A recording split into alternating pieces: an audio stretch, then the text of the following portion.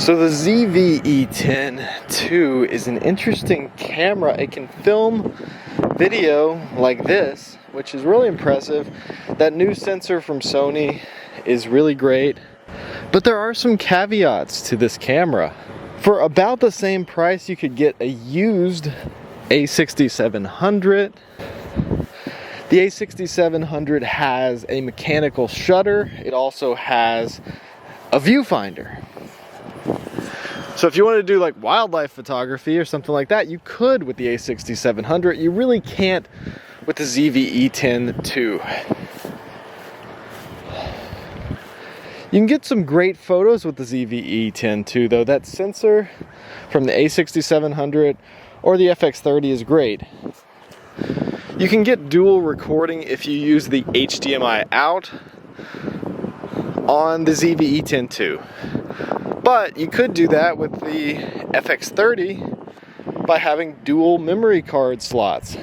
That's a lot easier than trying to lug around a separate monitor recorder to record externally.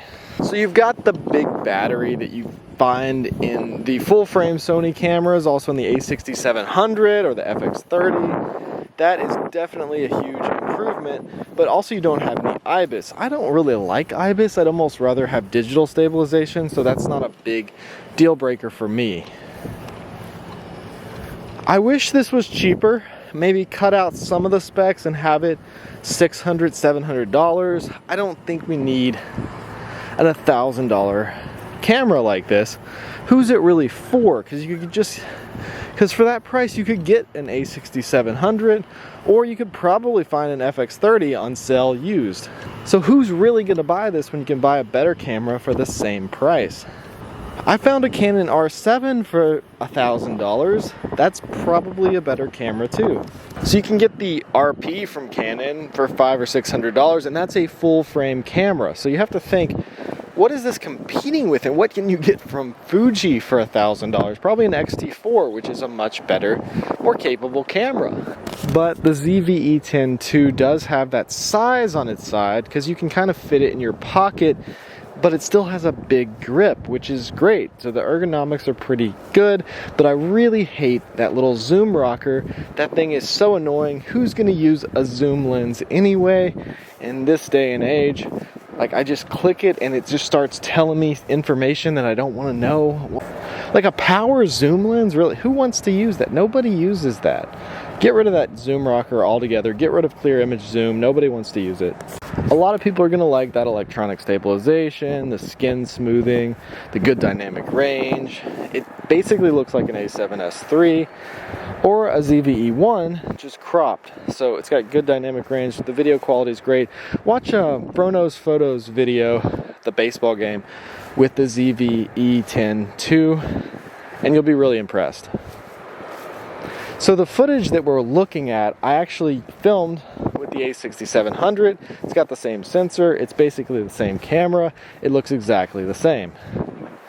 So if you want to see samples, just watch any FX30 or any A6700 video. It's basically the exact same video and photo quality as those two cameras, just a different body. So who would I suggest buy the ZV-E10 II? Somebody who makes YouTube videos, content creator, somebody who's never going to be interested in sports or wildlife, because it would be terrible for those two things because of the lack of the mechanical shutter and the lack of the viewfinder.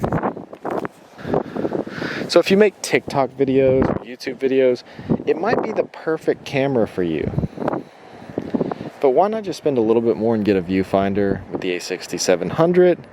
I think there's a little bit of weather sealing in both, but I'm not quite sure that the ZV-E10 II has any weather sealing at all. So the original ZV-E10 has pretty bad dynamic range and really old sensor, the same sensor as the A6000 cameras, like the A6000, A6400, A6300, all those cameras. The old one has pretty bad rolling shutter. The new one has a new processor, faster shutter speeds, faster everything.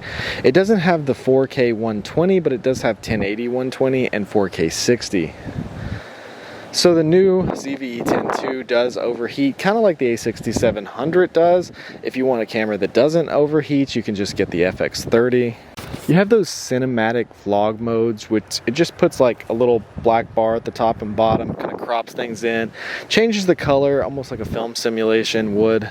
The ZV-E10 had that as well, so that's something you could play around with. It's a better camera than the original ZV-E10, but is it worth $1,000? I'm not sure. Nice battery, nice form factor, small, portable. What do you guys think? Let me know in the comment section below.